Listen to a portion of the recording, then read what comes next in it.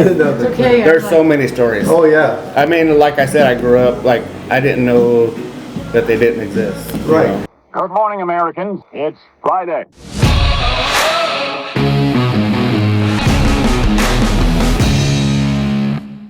So my name is Ruben Estudillo, and I'm a member of the Quinault Indian Nation on the coast of Washington. Cool. So you had a sighting, and was that in this area here in the Quinault? It was on the Quinault Reservation. Okay. I was a second.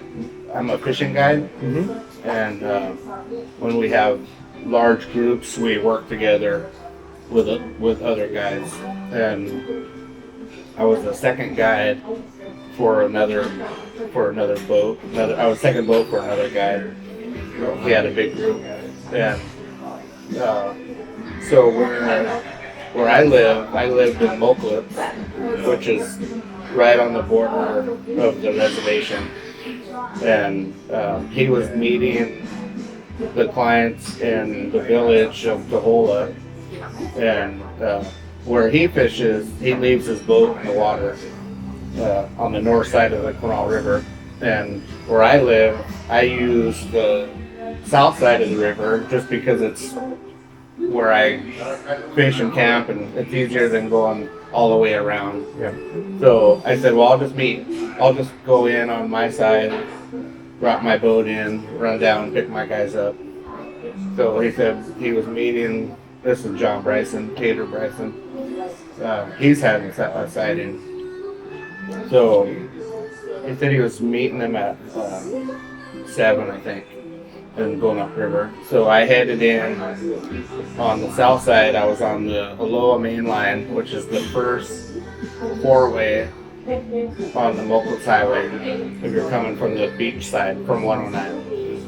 And it's about 12 miles, I'd say, to the river. You're right in the heart of the reservation. It's all logging range. Once you get off the highway, it's all spur roads, logging roads. And this area where I saw it, there's a prairie there. And I grew up hunting in there. I hunted it with my grandpa.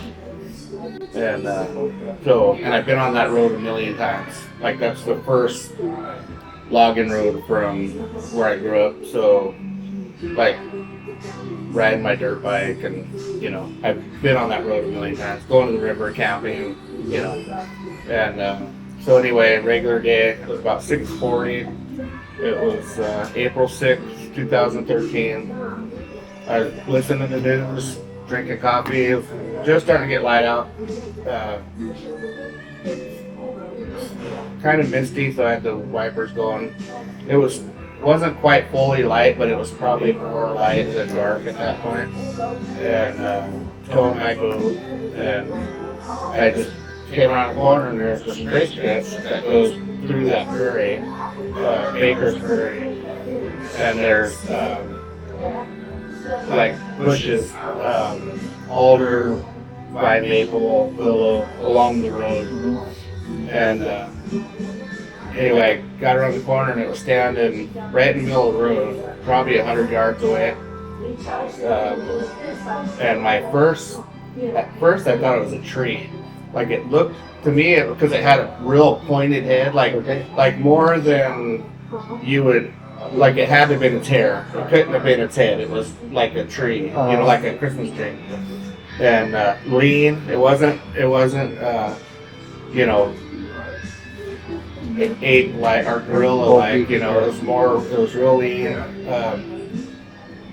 But as soon as I saw it, it walked from the middle of the room into the woods, and I could still see it walking through the woods because it was April, so there wasn't leaves on the bush, on the trees, so I could still see it.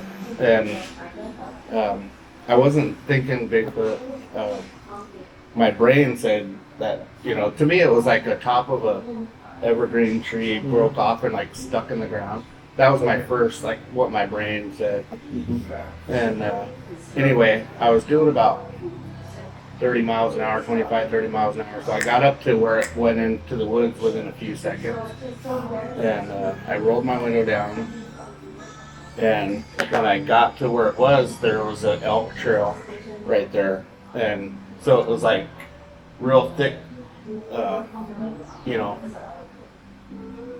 trees and bushes on each side. And then, like, clearly that's where he went because there's nowhere else to go. And so I stopped and I looked down the trail. I rolled my window down, and I didn't see it. But at that point, it had to have been within about 50 feet from me, because I don't think it took off running. I think it like stepped off the trail. Okay. But I couldn't see it.